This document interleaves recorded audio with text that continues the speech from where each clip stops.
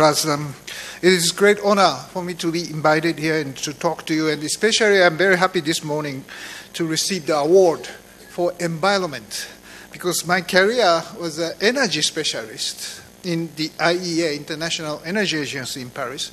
So my job was how to secure the energy supply.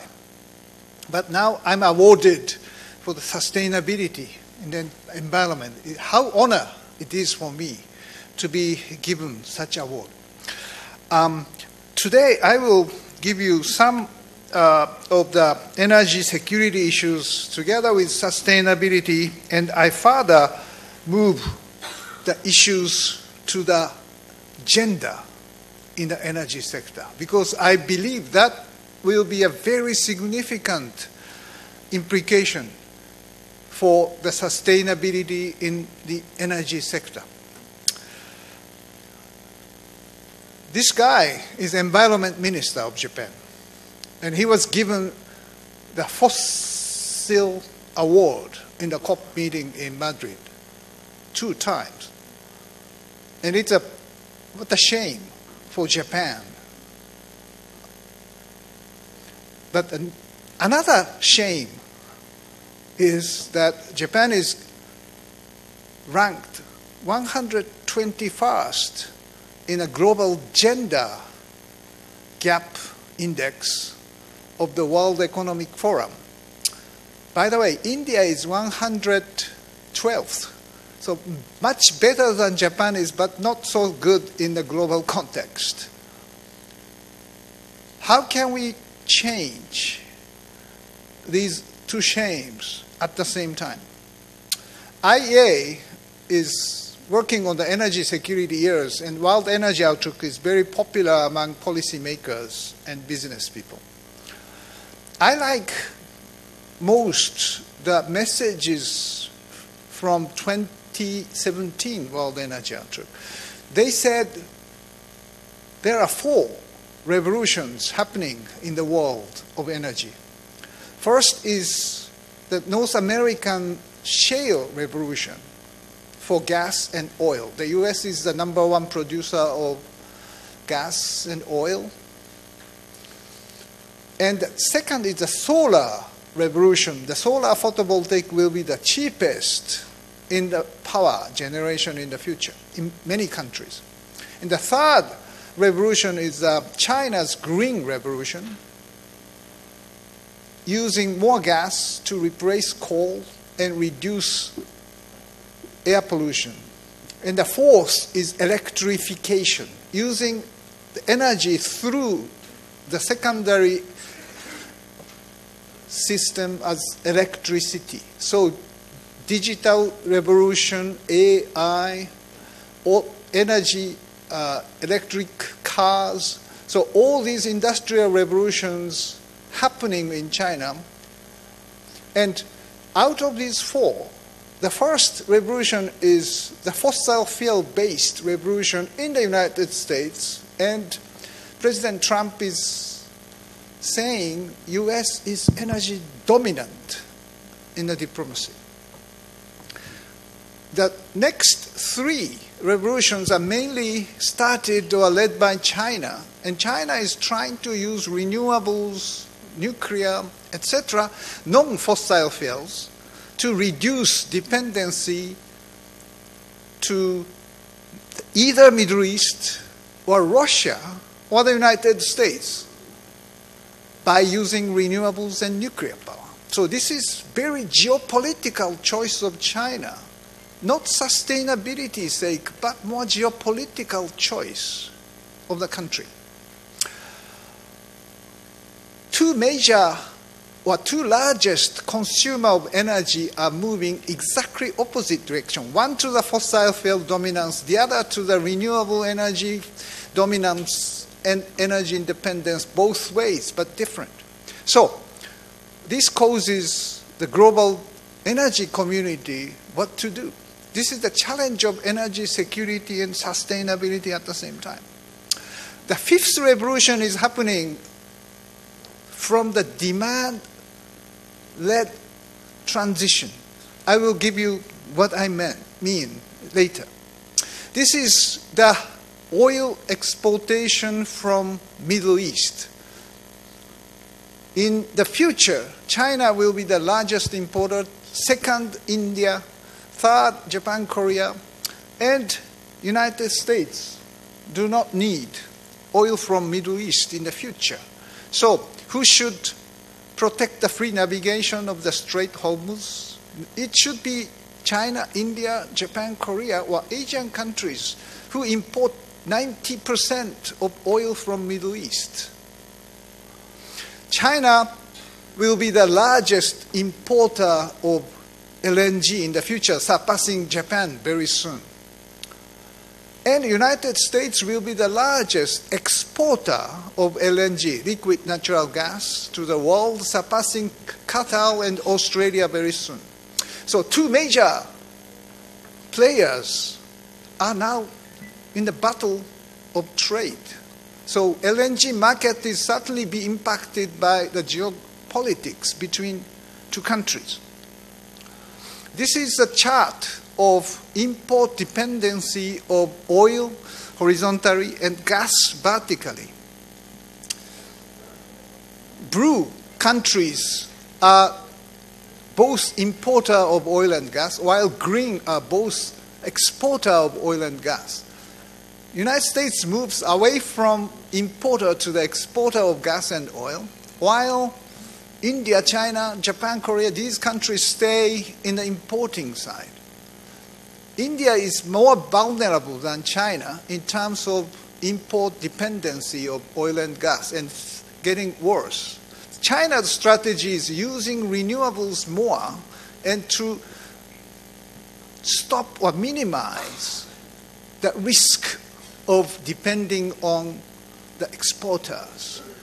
Japan, Korea are 100% importer of oil and gas. We can never be worse. We're stuck in the right and top corner.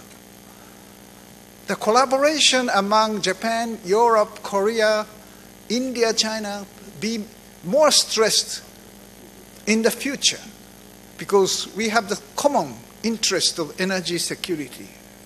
China's strategy of connecting grid lines or pipelines and protecting sea lane is one belt, one road in the energy sector.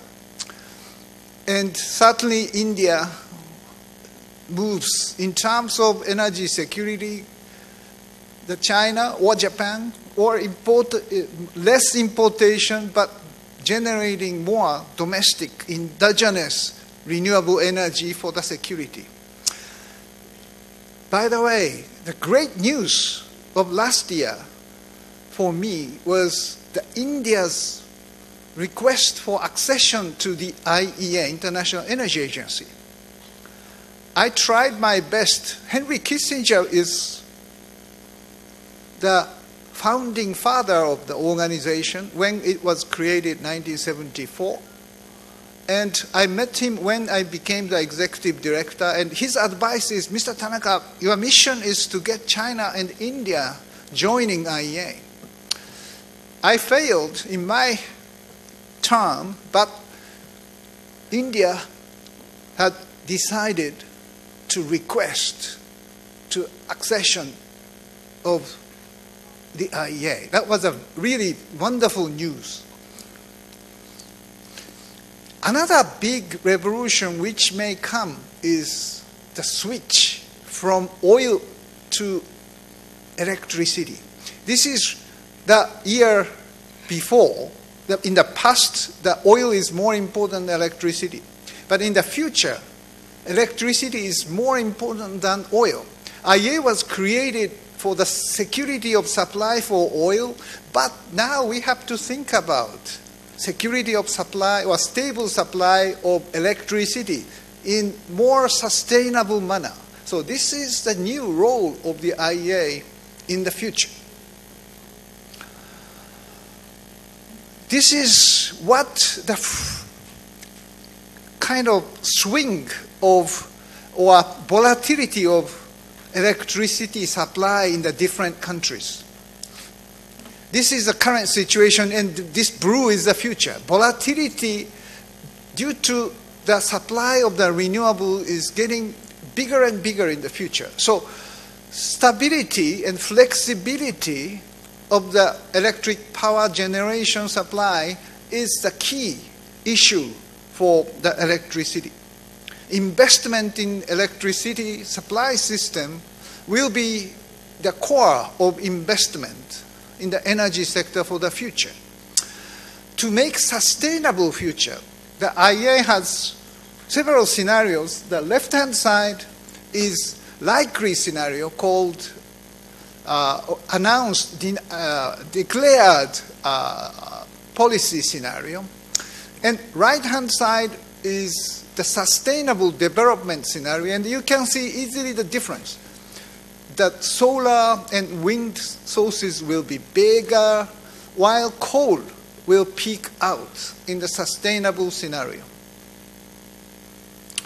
India is trying very hard in the renewables and increasing these years, the great performance. This is from the report of the country review of India, energy policy of India in the recent IEA exercise.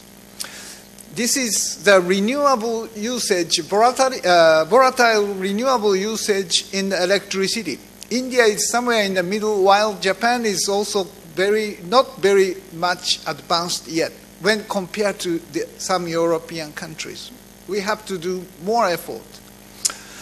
And this is another very important achievement India did for the access to electricity and very cleaner source of cooking.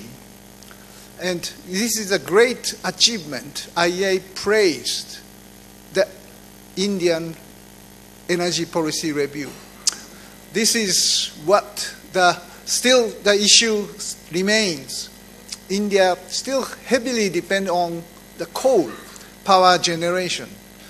These are the countries has a different mix, but certainly there are tendency toward moving to less CO2 emission sources like gas, renewables, or nuclear.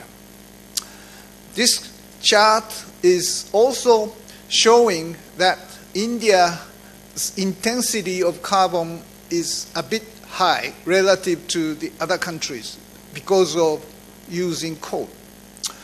And this is, on the other hand, how we should move with renewables and CO2 emission reduction while maintaining per capita GDP. But this is the challenge, certainly for India.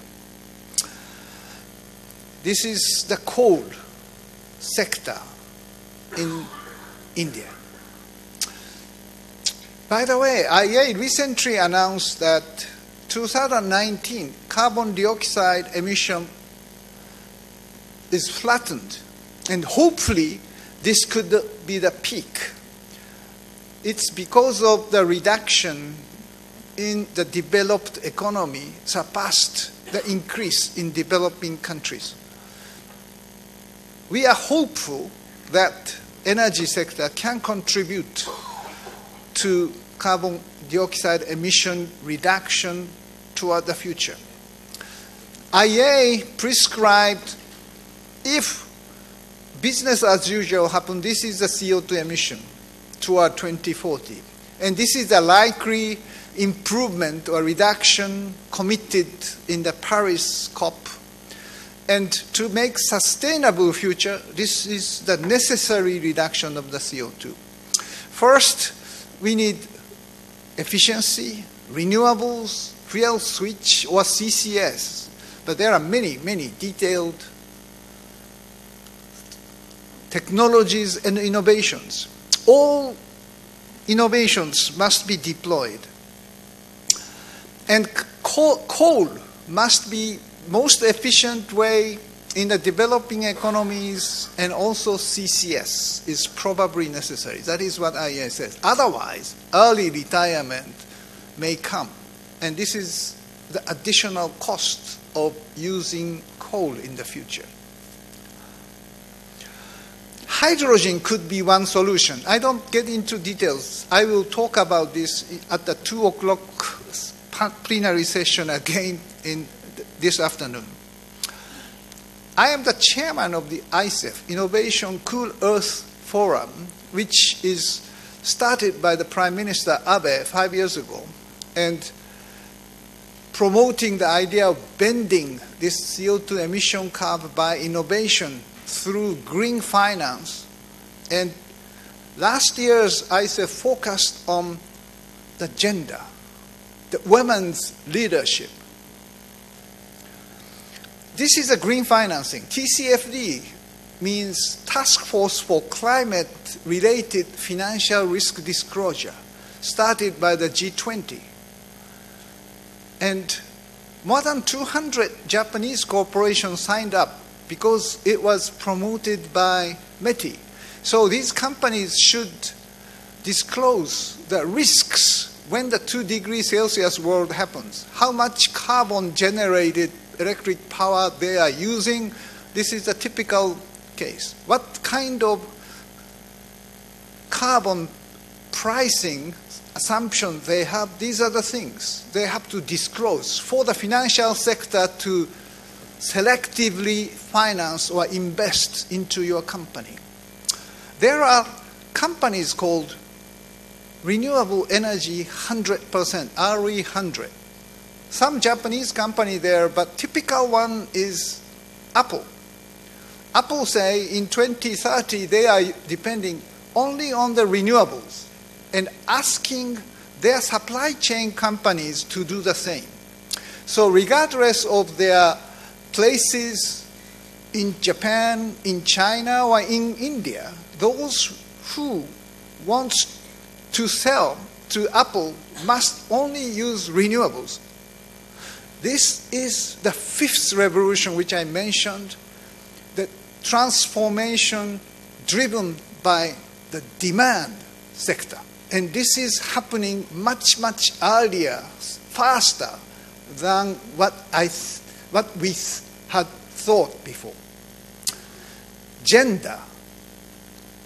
Climate change is not gender neutral. Climate change impacts women more, but women can make a difference by sending the parliamentarians more who are more friendly to the climate issues, and also changing in the business by having more women in the board or management. Their attitude could be more friendly to the climate-friendly business practices. Energy sector is unfortunately increasing the number of women in the board, but lagged behind other sectors. This is the IFC, International Financial Corporation, said that when the women are more represented in the business management, their companies are more friendly to ESG. ESG is environment, social issues, and governance. Unfortunately, Japan is not very well performer in terms of parliamentarians number or business sector. Oops. When women are more in the business, the performance of the corporation are better. This is the Goldman Sachs data. This is the wage gap, gender pay gap chart from OECD. Japan is red, but unfortunately India is the worst country of the gender pay gap due to the OECD statistics. We need to change this by disclosure, probably. Energy sector, in terms of wage gap, in terms of rate of female representation, are very poor. Energy sector is responsible for 60% of carbon dioxide emission. Energy sector needs the transformation for gender diversity. Gender wage gap disclosure is happening in many countries. It will soon come to Japan, maybe to India, maybe to China. And this could be a really big change we need to see happen. Why I am saying that? Because Sasakawa Peace Foundation is focusing women's role in peace building. UN Women says if women are involved in peace negotiation, the negotiation can be done much more effectively. And there are many women in our organization for the peace building exercise. Women are more pragmatic in making peace. Only they are thinking about family, children. Men are more obsessed with machoism or face-saving, unfortunately. Here I have summed up with some of the very interesting reports of IEA's energy policy review of India. I don't get into details. If you are interested, please take a look at what they say. But India has improved. Lots of efficiency, renewable usage, pricing policies, gas usage. But still, many things to happen. And especially working with IEA. Membership to the IEA is quite important for the future sustainability, also for the security of the supply. And IEA countries should be very much positive and welcome the Indian participation to the collective energy security and sustainability for the future. Thank you very much for providing me the opportunity.